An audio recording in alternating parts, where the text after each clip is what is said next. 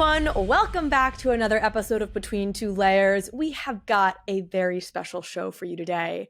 I'm Carly Reilly, and joining me is not Robbie Ferguson, but the Chief Studio Officer, as he says, the strangest title or the funniest title, which we'll have him explain, of Immutable, Justin Hulog, everyone. Justin, welcome back to Between Two Layers. I'm so glad to be back, Carly. It's been forever. Man, I miss you. I can't believe the last time you were on the show. I know, it was October 2022, and I feel like we were talking offline, like talking not just on the podcast more regularly around that time, and at some point it just fell off.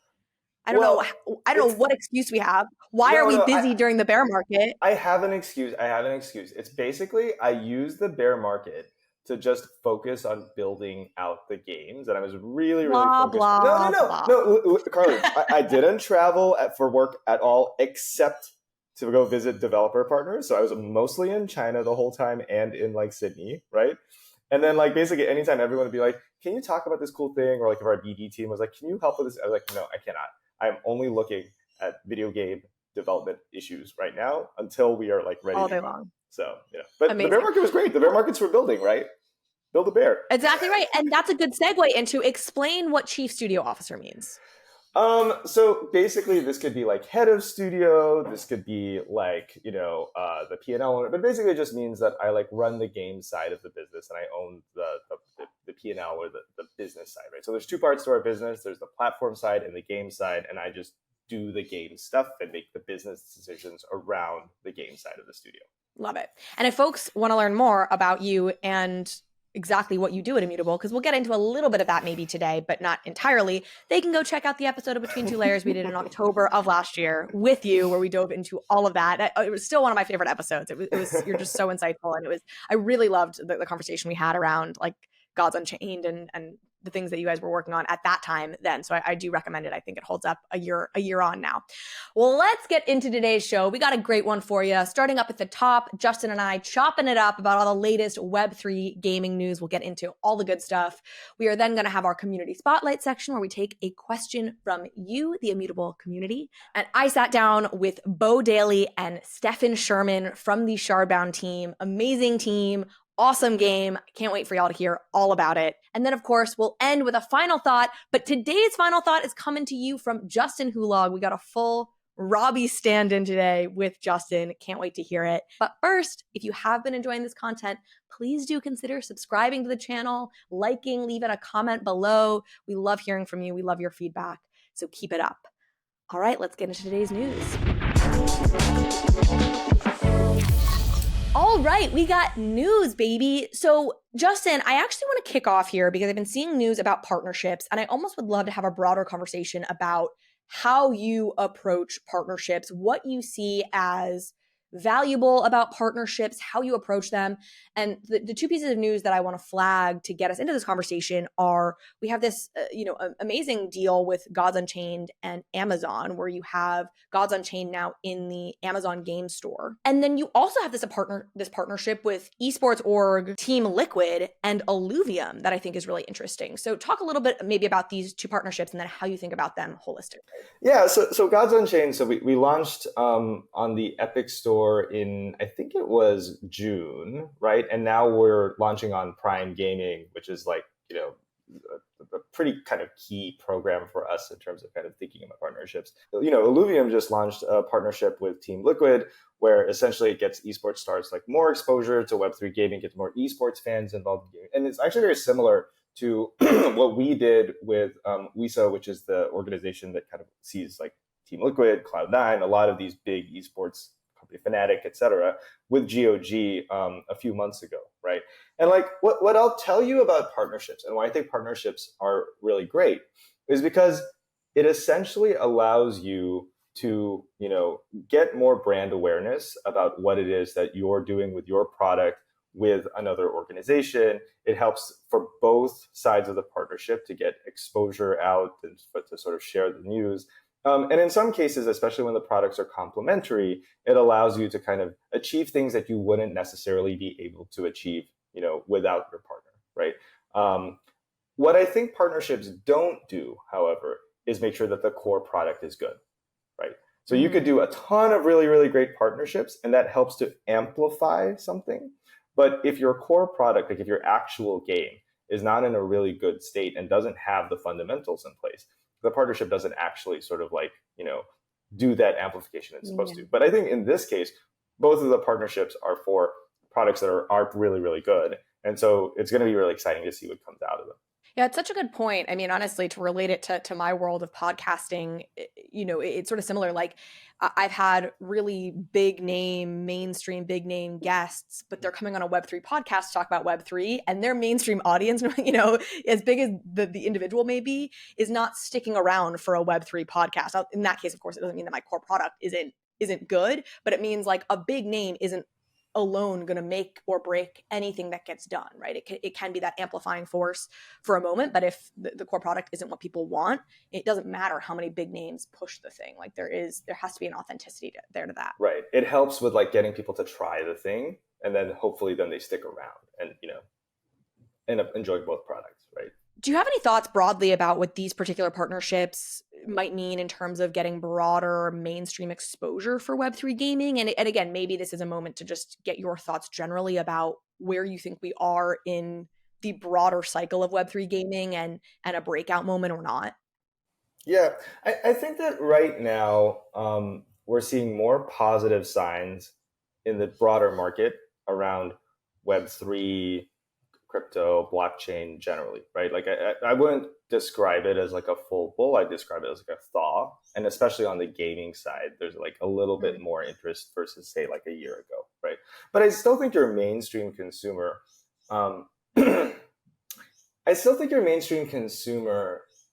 is like skeptical is maybe how I would describe it. Yeah. Or not sure, right? And I'm not talking about like your Web3 maxis that have been around forever. I'm talking about like the average person who likes video games, who watches Netflix, who doesn't think about Web3 all the time, right? Is now just in a place where they might be more receptive to trying something new. What I think is actually really important is that when they make that choice to try Web3, that they come and find something, it could be one of our games, it could be one of someone else's games, that they love, which then helps them to adopt. And the example that I'm going to give is like my grand aunt. I remember when like, they started doing like e-banking, right? Like, when you essentially do like, you do all your banking on your phone and through the app or whatever. And she was like, e-commerce, e-banking, apps. She's like, I will never do any of those things. She's like, I like to see a person face to face. I like to go to the store to buy the things. Literally just saw her like 10 packages from Shopee show up every single day. She does all of her banking online now, right? And now because it's convenient, right? So like, I think that the thing is, and what's super important for Web3 is that when people decide to make the choice to like actually try something, that they actually like have a good experience. I think that that's the thing that's most important. Like, irrespective of the technological breakthroughs or any of the advances, all of that stuff is useful for the people who are creating the products. But for the person who actually starts engaging, you want them to really kind of like love whatever it is that they're doing, and that they actually have a good experience with that product. Does that make sense? Absolutely. What I'm curious about when I think about this Team Liquid Illuvium partnership, and just to give folks the parameters of that a little bit, I think, we've spoken with Illuvium. They're rolling out this auto battler, which is exciting, this PvP product. And I believe members of Team Liquid are essentially testing that and going to be giving feedback to that product. And that's awesome. But it also raises to me this broader question around esports and what role you think esports maybe has or doesn't have to play in normalizing the concept of Web3 gaming to these people who maybe are a little bit more receptive to it now than they were, 2 months ago, even perhaps. Yeah, I think that esports companies, right? And I'm not saying esports teams, I'm saying like the actual companies that manage the teams and sort of think about how they bring entertainment to their fans, have an enormous audience all over the world. So what I think, and what I think is really interesting is esports companies themselves are actually quite innovative and are actually really, really open to new experiences and to new technologies. They're always looking for what is the next breakthrough. The thing that I think that they bring are those fans, and essentially they're saying, hey, try this. We think this thing is going to be good. you've liked the stuff we've done before, try this, right? And then I think that what that really helps is to bring people who maybe were on the fence about whether they were going to download that game or test, create that wallet or get into crypto or get into blockchain gaming or get into whatever. I think that they just create this invitation, which is more likely to be accepted for a new person to try Web3 gaming, right? I think that what's important then is that when that person tries it, to my earlier point, that they actually have a great experience and enjoy whatever it is that they're trying. On this theme of adoption, something that we've been seeing in like the YouTube comments for this show, and are people suggesting that, I think if I'm reading it right, like Immutable make a blockchain integrated, maybe even blockchain based gaming console of sorts. To tie this to some recent news, I know that Sony has filed like a patent system for folks to be able to like transfer digital objects between like PlayStation titles using blockchain. So really interesting to see Sony there, and in other cases, I think Microsoft with Xbox getting into blockchain a bit more and embracing it a bit more. But I'm curious, I would love to hear you opine a little bit on this idea of consoles or the role of consoles, within blockchain gaming. I think console, PC, mobile are platforms that people play games on, right? And I think that in the future, and for me at least, one of the most important use cases for Web3 gaming is ownership. Like ownership of the actual digital assets is actually the core part of it. There's many other use cases. There's many other ways that can manifest itself. But the most compelling use case to me for your mainstream gamer is ownership of the things that you buy inside a game. And all of those places are places where you can buy things, right? And so that's part of what makes like Web3 so compelling.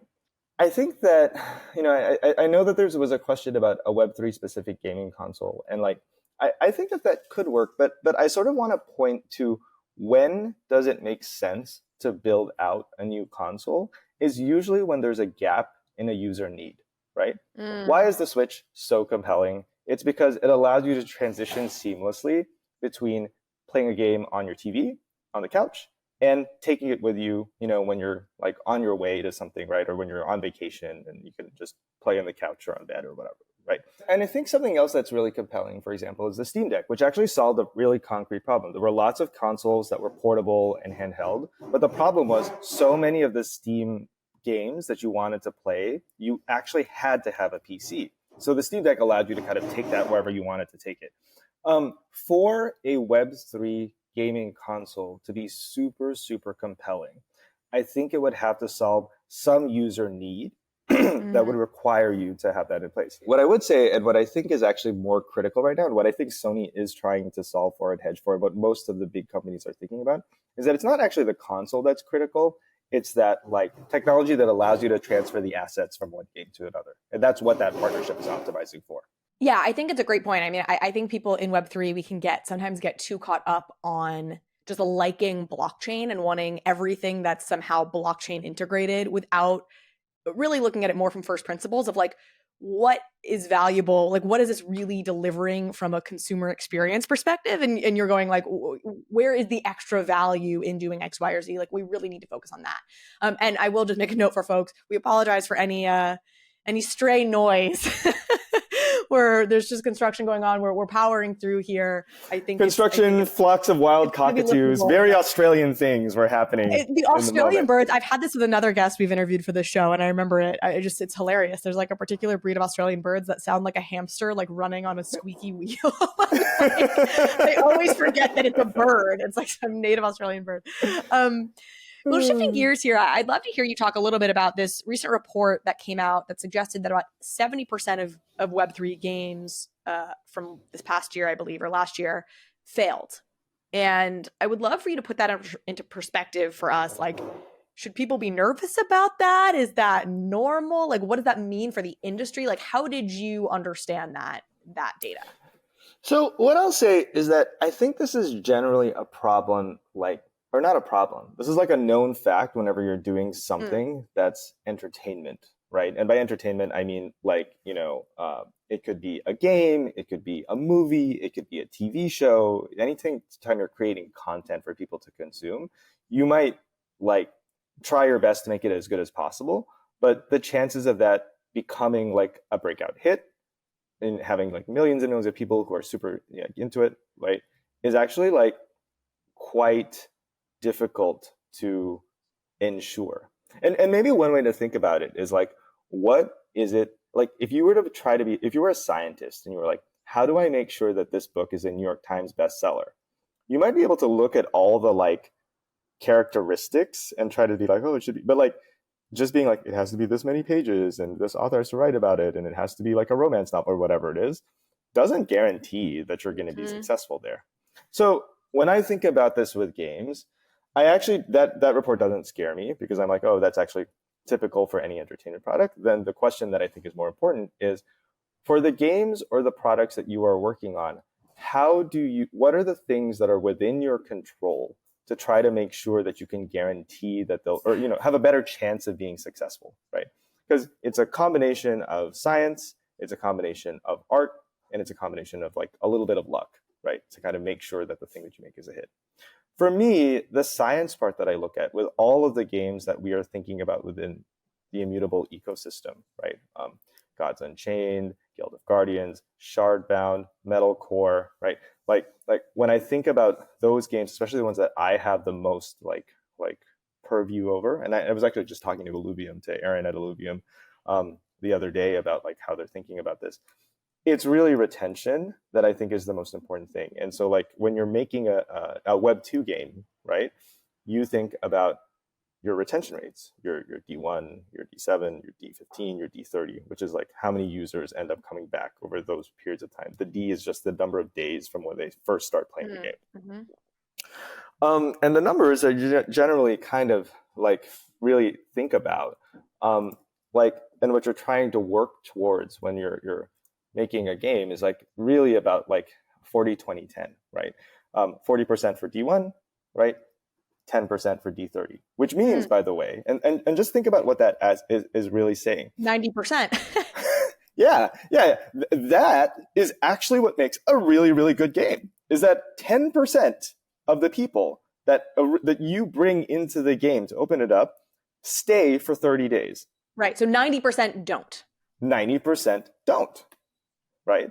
So like anything above that number, anything above those benchmarks of those numbers means that your game actually has a very, very high chance of success. And what I'll tell you, without kind of, and I think we talked about this in like one of our recent community updates, but, I was just checking the numbers for Shardbound, for example, and they've hit that target. It's like 40% for the D1. Their next test is in February to test for, I think they're going for the D7 test next to kind of check and see and make sure that hits that 20% mark.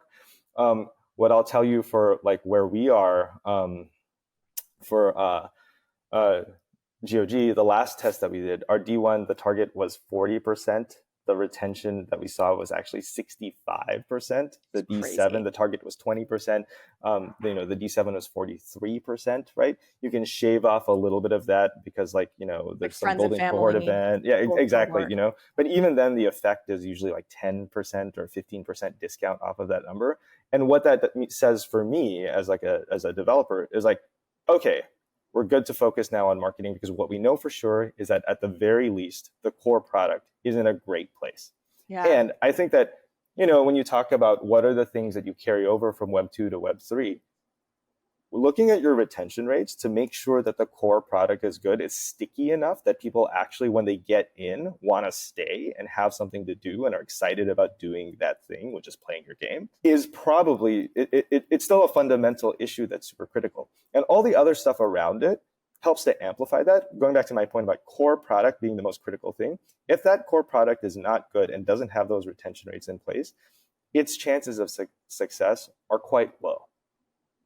Then I think that the other thing that we can take from Web 2, which is also true for Web 3, is really focusing on growth and thinking about your marketing being super oriented towards growing. Because remember that I just said that great games, D30, 10%, which means that 90% of your users go out.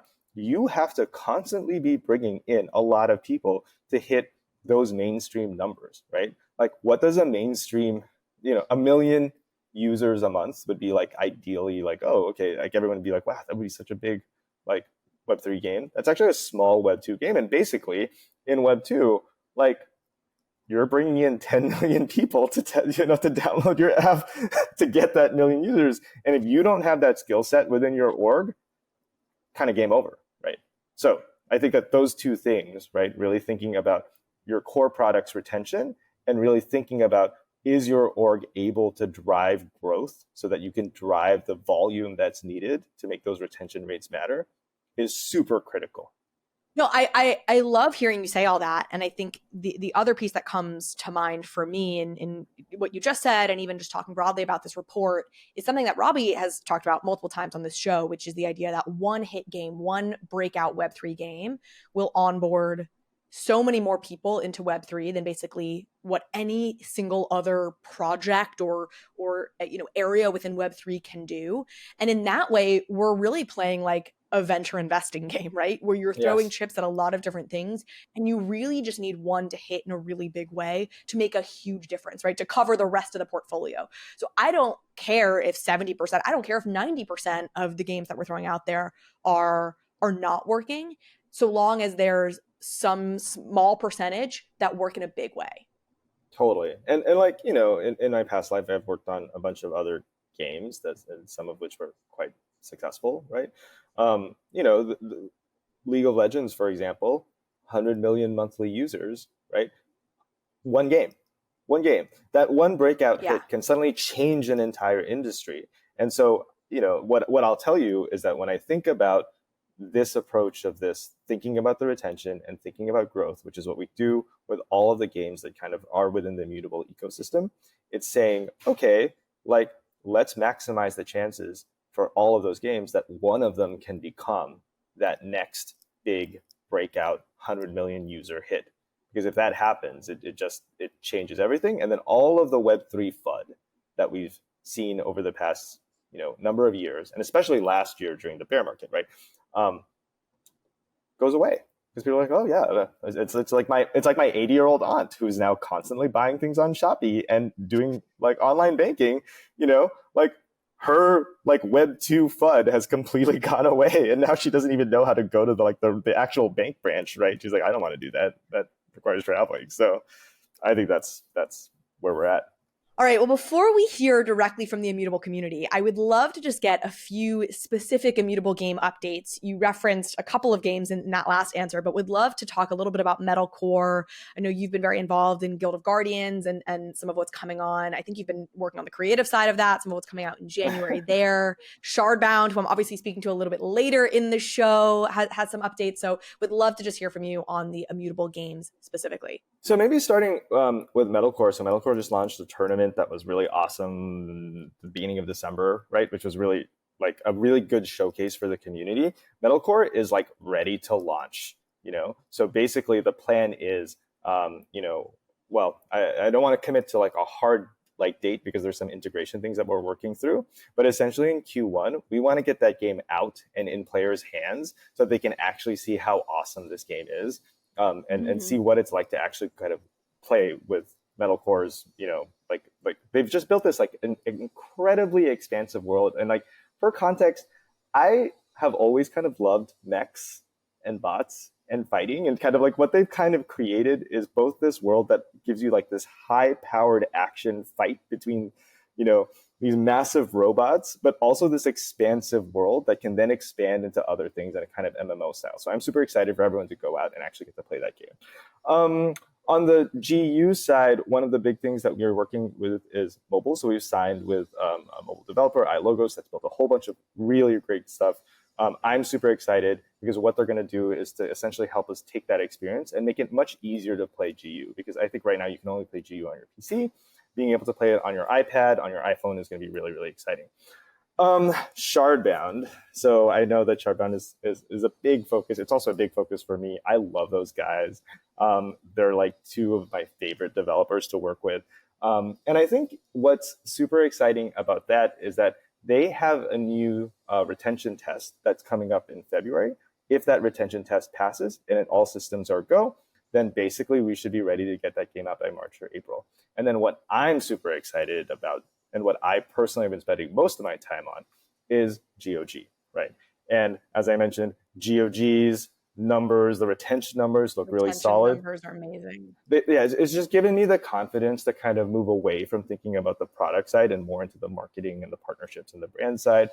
We're doing our regional test launch in January. This is a test to just make sure that we've gotten our like, you know, that it does really well out in the wild. We're planning on doing the regional test launch in Canada. If that goes well, that then turns into a soft launch in February, and then we go into global launch. So there's a lot of really, really exciting things that were happening. And actually what's funny with GOG is like, I just kind of spend the mornings thinking about the business side of it and, you know, looking at like spreadsheets and a bunch of things that the team have. And then the afternoons end up being creative approvals where I'm like, that monster is not monstery enough, or this dress is not the right dress. Like literally, I was like looking at my day yesterday. It was like I was starting kind of. I was like, it was super kind of. There was something that we were doing around like the passport integration, and I had all these like technical things I was working through with my chief of staff around like what does that look like. And then I had like this 2-hour meeting with the creative team where I was like, so what are the motivations of Eldarim, and how exactly does the magic?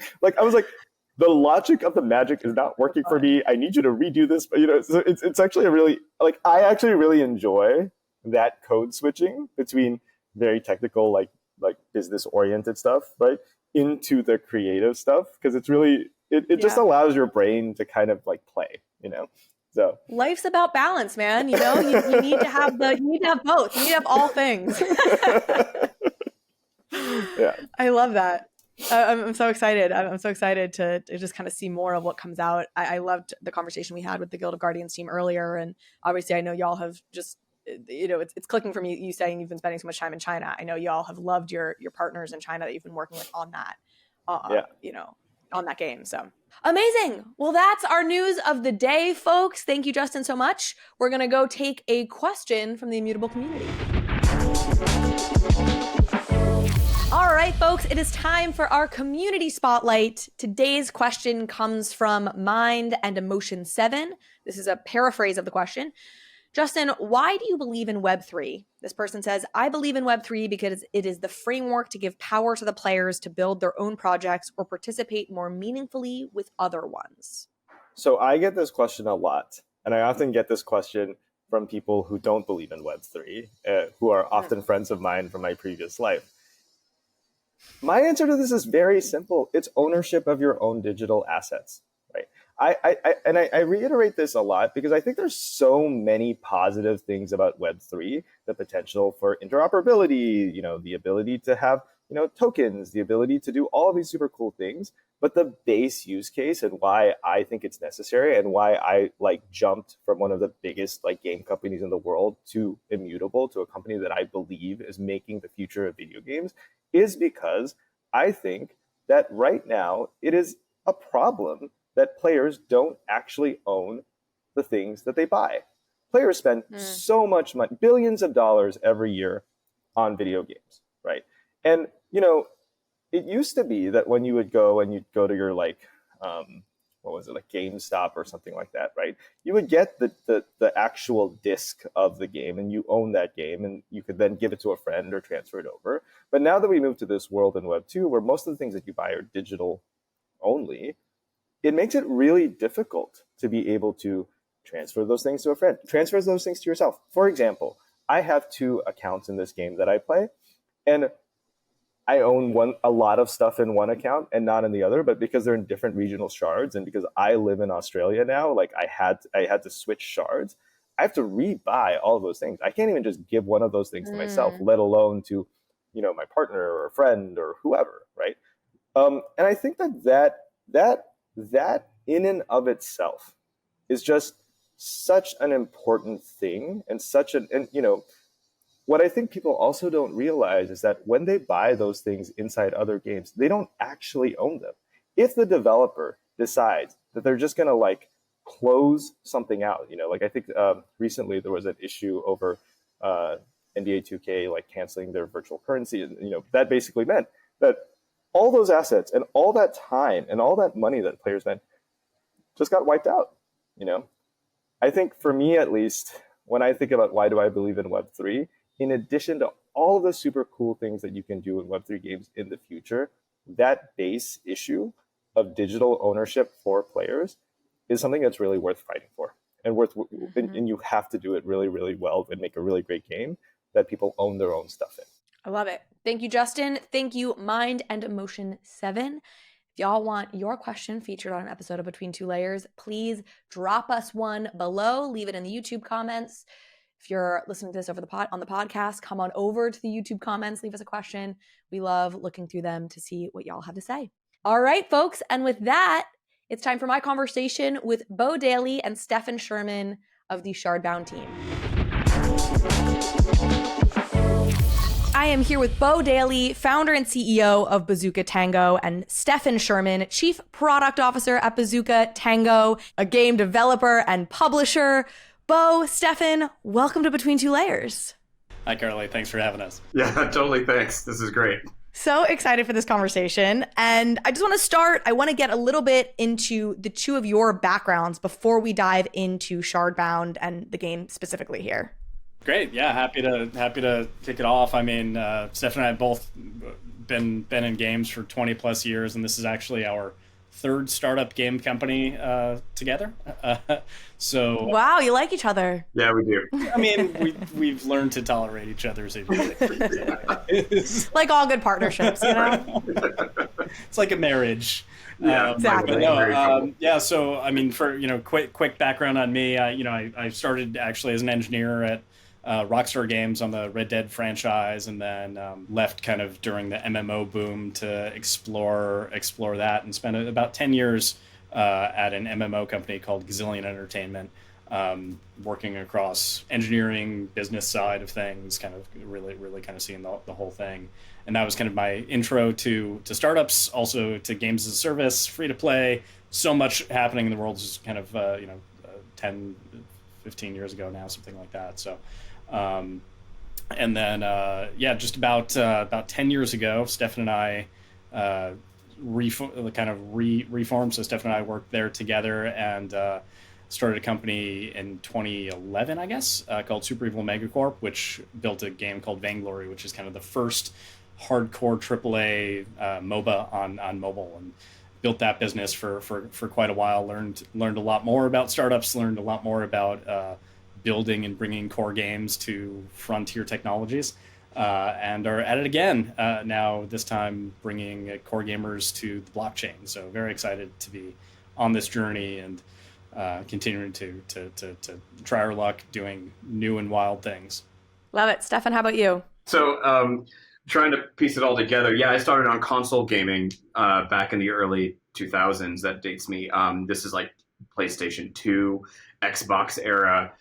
Worked on several titles back then, a couple of movie titles like Spiderwick and Aragon, and some other titles like some competitive ones like Wrath Unleashed. Eventually, as did Bo, we caught the bug to try to see if we could defeat World of Warcraft like every other company out there at the time. And so we joined an MMO company at the time called Gazillion, which was working on an MMO that was going to be, yes, for sure, a WoW killer, which it did not turn out to be. But we made a lot of really great friends. And one of them, of course, being Bo, a couple of other folks that we knew at the time. And all of us sort of committed that after this job, we wanted to strike out on our own. We wanted to try to make games for ourselves. And so after that, after a brief stint at Riot on League of Legends, Bo and I kickstarted Super Evil, which you heard. And then, it was Vainglory all the way for quite a while. And frontier technology has always kind of been something that has attracted us. We like trying to create these core experiences and bring them to gamers that have never felt or experienced them before. So it was really fun doing that with Vainglory. And then, now we're turning our sights towards blockchain. And once again, really kind of excited to reach out to a new audience that may not have had more core gaming experiences and show them what all the hype is about. I'd love to double down there a little bit. I mean, this is a game that Shardbound is getting a good amount of hype from the Web3 audience, but also from a Web2 audience a bit. And I think the two of you have a lot to do with that. Your backgrounds, as you've just outlined, have a lot to do with that. You said you like exploring new frontiers, but get a little bit more specific. Like, why did you want to build a Web3 blockchain game? You're like, I don't know that we do anymore, where it's complicated and it's hard. It's a great question. I think, at first we weren't sure. I think at first we had to, we look at a lot of interesting technologies that emerge, and some, we dip our toes into, and some we avoid.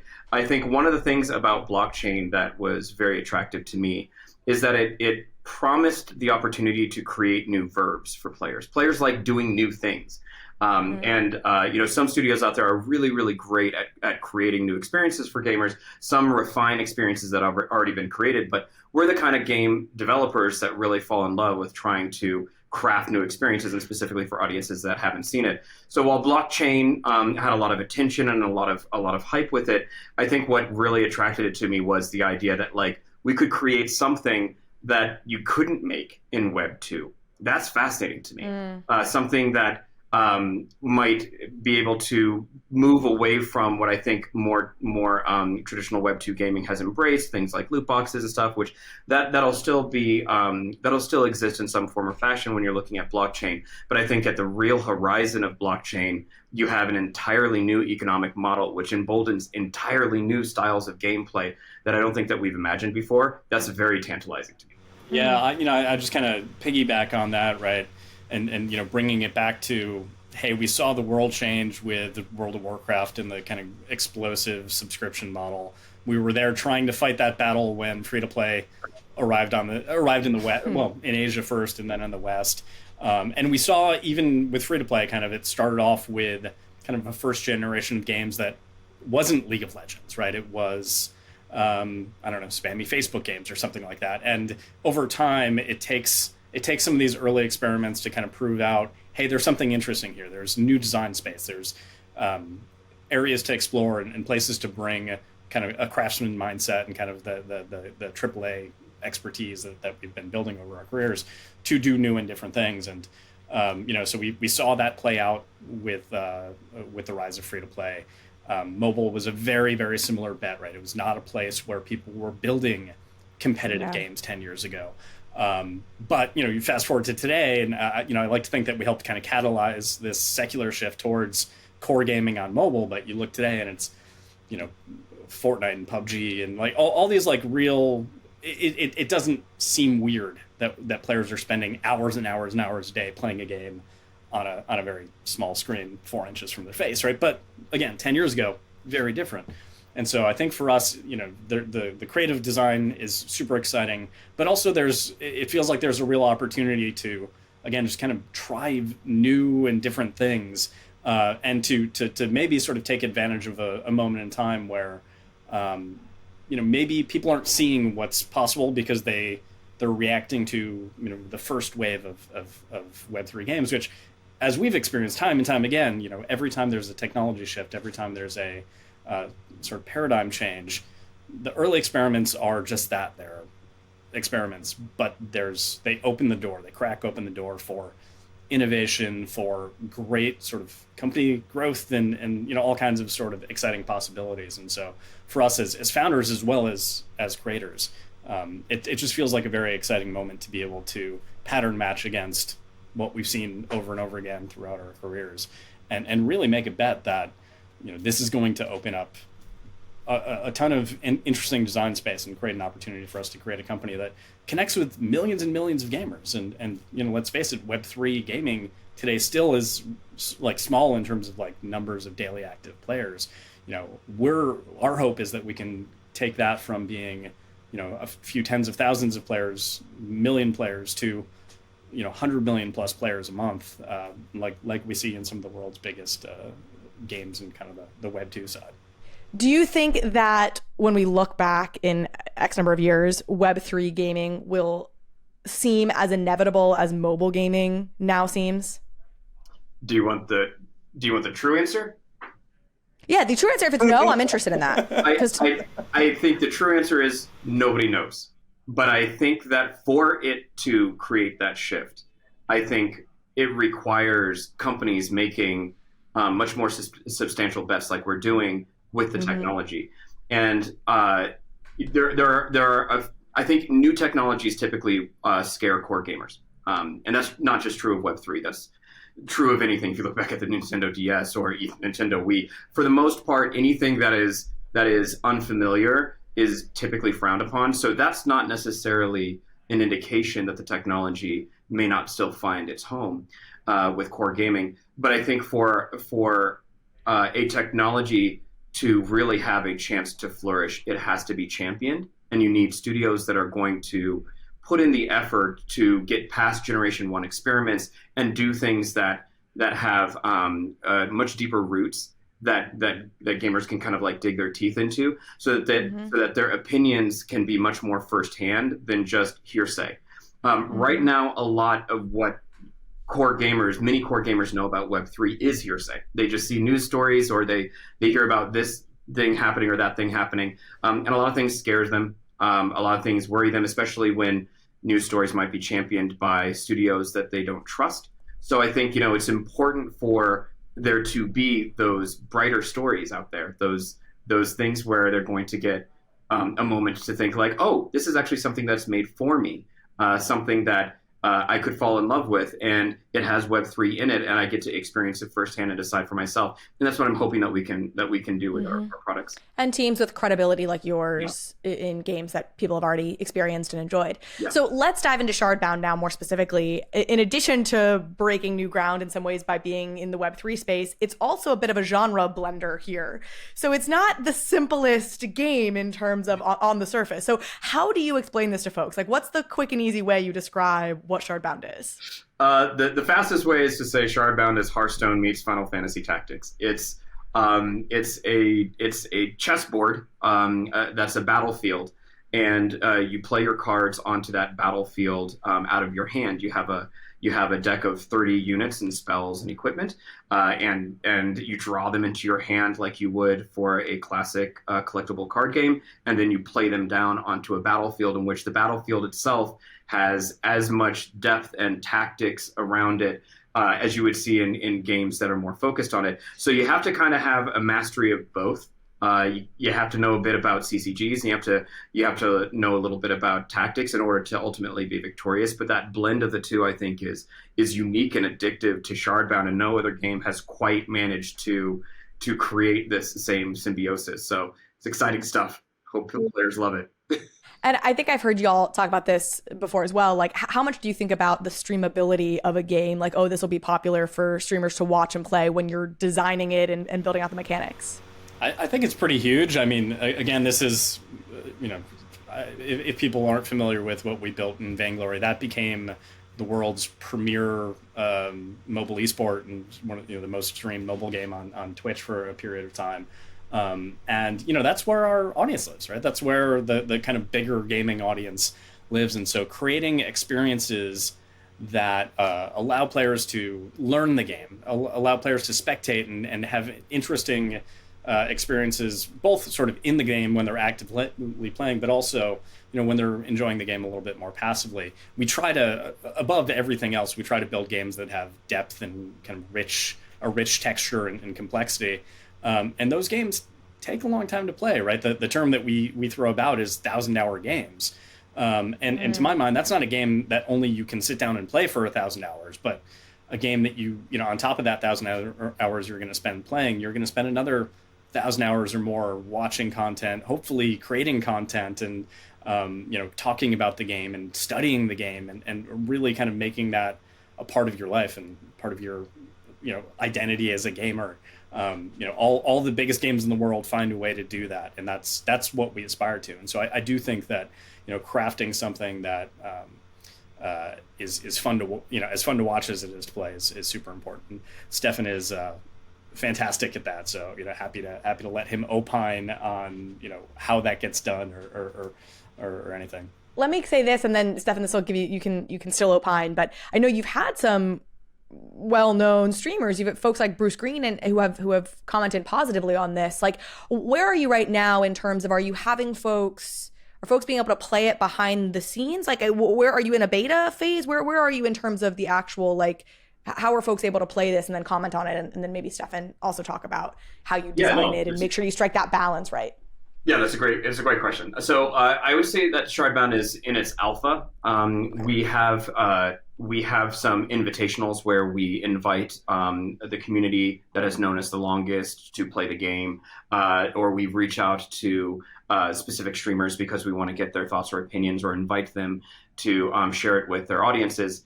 And we kind of have a bit of a calendar planned out where we think that we're going to do some relationship building in and around the alpha stage. And then we'll pretty rapidly from there move into our beta phase, where we want to open the doors a lot wider, let players give us pretty sharp feedback. Both Bo and I believe in developing games on a stage in front of an audience. It's nerve-wracking, but the more that you can get other people to try your game and tell you what you're doing right or doing wrong, the better chance you have a really good game at the end of it all.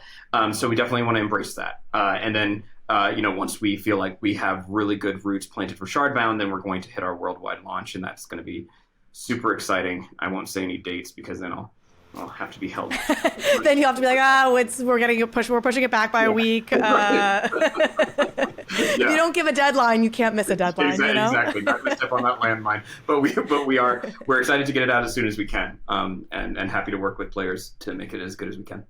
And then anything you want to add in terms of how you design this game, whether that's the streamable elements or how to make it that much more addictive to watch or to play, or even just like balancing, just kind of balancing the gameplay overall. I mean, there's lots of different ways to play and win a game like this, right? Yeah, it's. I think there's a couple of ingredients, and I can definitely talk nerdy about this for quite a while, so I'll try to keep this part terse.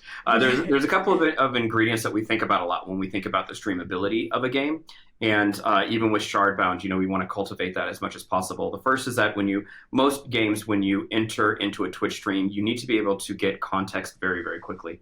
You can think of every match as a story, and it has its own story beats, just like watching an episode of television. So when a player is going to join a Twitch stream, if they don't have context of who is winning, who's losing, what is the loser's current strategy, what is the winner's current strategy, you have to be able to kind of get that read very quickly in order to be brought up to speed. Otherwise, you spend too much time squinting at the screen and not really understanding the motivations that both players are playing around. And then past that, it turns into anticipation. I think the most streamable games are games that have build up to big moments. That and I think that's partly why MOBAs became so good at capturing audience attention. When we think about Shardbound, we wanted to make sure that the most screen real estate on the Twitch screen was spent on telling the story the player would be leaning forward to get engaged in, and that's the battlefield. So a lot of what we do is try to think through what's the delicate balancing act between the cards and the tactics that the cards have on the text of the cards and what's taking place on the battlefield. And we think that the battlefield is a much better stage for players to get engaged as to what's happening. So you'll find that it is very much a tactics game with CCG on top of it, more than a CCG game with a little bit of tactics sprinkled in, and specifically because we think the streamability is amplified by doing it that way. Very interesting. Yeah. Let's also talk about the Web3 aspects of this. Explain where the blockchain gets layered in here and how you're approaching that piece of this. Okay, so we kind of have this split into a two-stage rocket, and we're going to talk a bit about the first stage of the rocket, but the second stage of the rocket, somebody will likely kick me in the shins if I talk too much about it. So to avoid shin kicking, I'm going to focus on the first stage. The way that we've designed the Web3 integration of Shardbound is kind of thinking about first and foremost something that we think is going to be natively familiar for players and get people excited to bring them over. And then the second stage is kind of this really ambitious idea that we'll probably want to have some more conversations down the road as we get closer to it. So in the first stage, what we wanted to try to recreate was as authentic of an experience that we had growing up playing CCGs that were physical. And this meant for us that we liked the kitchen table Magic the Gathering style play sessions we would have with friends, where you guys can trade cards and you felt a sense of ownership over what you would gain and lose. And so in the same way, when we started squinting at what could Web3 create in that experience that would be authentic, we wanted to try to recreate that as much as possible. So we will have NFTs for sure, but I think in this sense, we think of NFTs as a fundamental tradable thing, things that we want players to get excited to find, grab, and complete out their collection with. And that is fairly traditional. That's not going to, I think, shock or surprise, though around that, that just becomes a trampoline to stage 2. And then stage 2 is incredibly wacky. Oh man, stage 2 is going to be so much fun. I'm willing to paint in some pretty broad strokes, I think. Yeah, right? Go for it. Great. I think it's You're willing to risk the shin kicking. I mean, I'm the kicker, so I think there are some things that Web3 can promise, or has promised even, that we've sort of haven't really delivered on as a kind of Web3 games industry, if that's even the right way to think about it. And certainly, what Stephan alludes to is, an economic model where you actually own your stuff and can trade it, can give it away, right? And that's something that I think we've come to understand. And I really believe that is a much more player-friendly way to build an economy, right? And obviously you need to balance it. You need to be able to survive as a company. So there's an art to it. But in the long term, right, even thinking about the difference between free to play and subscription, it's a kinder player experience for players, and those are the types of things that attract bigger audience, which is really the key to success. It's never about trying to squeeze more blood out of the 12 people that you have playing the game. So we think that the ownership piece and the ability for players to hunt exactly what they want, to give it to their friends, to do all of that is player friendly and opens up huge markets. But I think beyond that, there are some other things that we've kind of been thinking about in the context of Web3, things like interoperability, things like permanence, right? Like, as a game developer, we've had to shut down games before, right? And it's always a very, very painful experience. So, in the long term, like, I'd really love for Shardbound to be a game that never ever dies, never sunsets, because we're able to figure out what the new paradigm is, what the infrastructure is, to turn over pieces of it to the community and let it be self-sustaining in a way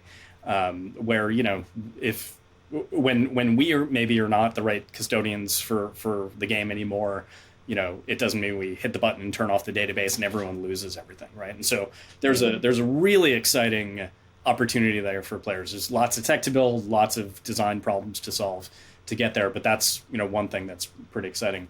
And then I mentioned interoperability. Like, I do think that Shardbound needs to be more than a smallish tactics game, right? It needs to be a universe of possibilities with a million different stories and ways for players to connect and interact in ways that are exciting for them. And not everyone in the world is a hardcore CCG and tactics player, right? So how do we think about Shardbound as a broader entity over time is something that we spend a lot of time thinking about.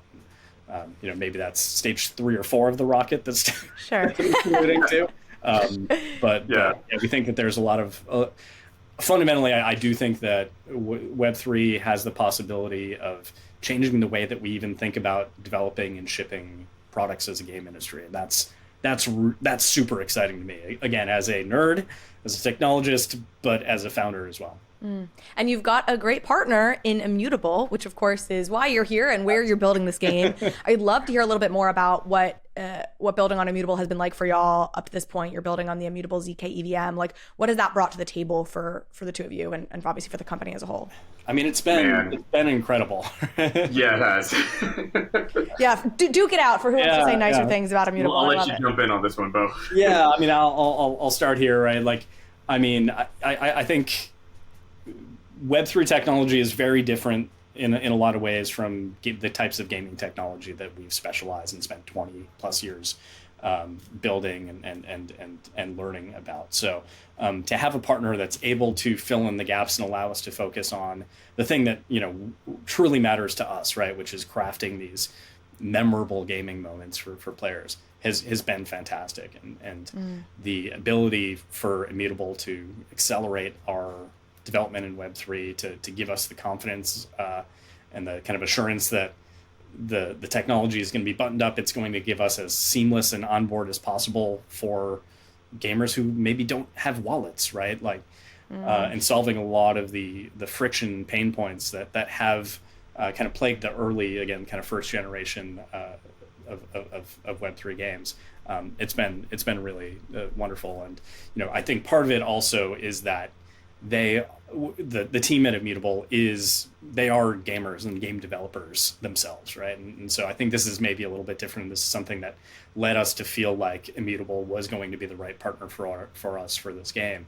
Is that a lot of people that worked at Riot, like Stephan did, and have worked on big games that reach the kind of players that we want to target. And so again, for us, it's really about how do we expand the audience, how do we reach hundreds of millions of players in a with high quality kind of mainstream gaming experiences. And the team at Immutable is, I think, second to none in terms of their ability to help us get there and to give us the creative control to reach players in the right way. We love to hear it. I love to hear it. And you guys have, like I said earlier, a lot of buzz and excitement around this game. And I think 40,000 pre-registrants. Do I have that number right? I think 50. I think we 50,000? did $50,000 or 50,000 pre-registrations, which is super exciting. Super exciting. Fantastic. Yeah, really exciting. And so this leads me to my last question, which I guess is sort of a two-parter. You've obviously been teeing us up for the roadmap, and I don't know if there's anything else you want to say just on what's coming next in the foreseeable future here. And then the part two is, of course, for folks who want to check it out, who want to learn more, where should they go? What should they do? Close us out with that.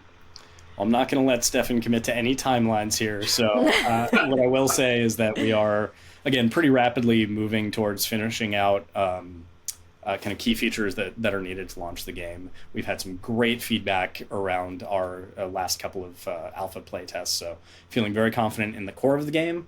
There's a little bit of, I think, fairly straightforward work to do in terms of adding the kind of long-term progression features that players have been thinking about. So we intend to do that and to give players the ability to see that as we develop. So I'd say expect over the next period of weeks and months, I guess, more playtests, ever increasing audience sizes as we start to kind of really start to look at broadly the game and how well does it hang together. And going to be doing everything that we can to get this game out as quickly as possible, but at the quality bar that AAA core gamers demand, right? And so it's a bit of a balancing act, but we're really excited about where the game is today. And if you do want to follow along with the journey, go to shardbound.com, pre-register for the game, or on Twitter you can follow us at Shardbound Game and join us in our Discord and hang out with us. Yeah, learn about the game, meet your fellow future Shardbound addicts. Very excited to track the progress and the future of Shardbound. I really appreciate it. All right, Justin, I just had an awesome conversation with the Shardbound team. You've said you love working with them. Tell me a little bit more about what the partnership has been like from your side and why it's been so great working with Bo and Stephan. We're all on the same page about trying to create a future together. And we're all on the same page about like what we know and what we don't know. And I think that one of the most interesting things about working with the Shardbound team is just that we are able to work together in a way that gets to better ideas and solutions than if we were just to work on our own, and for context, I think it's just worth sort of noting like their background and my background. Like we've both worked on large mainstream Web 2 games that at the time were not the most like popular genres, right? Like there were a lot of people who were fudding mobile games and a lot of people who were fudding like MOBAs generally, and now those games are like the mainstream standard. So working with them, we're very on the same page about like what we know, what we don't know. And it's so easy for us to kind of talk together about like, how could we adjust the token? How could we make this NFT? What would be super cool? And the energy that I get from working with them, it's just always so exciting because it not just helps Shardbound to be better, but I think it also helps all the other games I'm thinking about and working on to be better. Because the ideas that come out of those conversations end up flowing through to GOG, end up flowing through the metalcore, end up flowing through to GU. And that's the kind of energy that I think will create the future. I love it. Well, thank you so much, Justin, for joining us for this episode. Thank you for being here and watching and listening. Like I said, if you have been enjoying this content, please do subscribe to the channel, leave a comment, leave a like. It really means the world to us. And with that, we'll be back next time for our final episode of season 2 of Between Two Layers.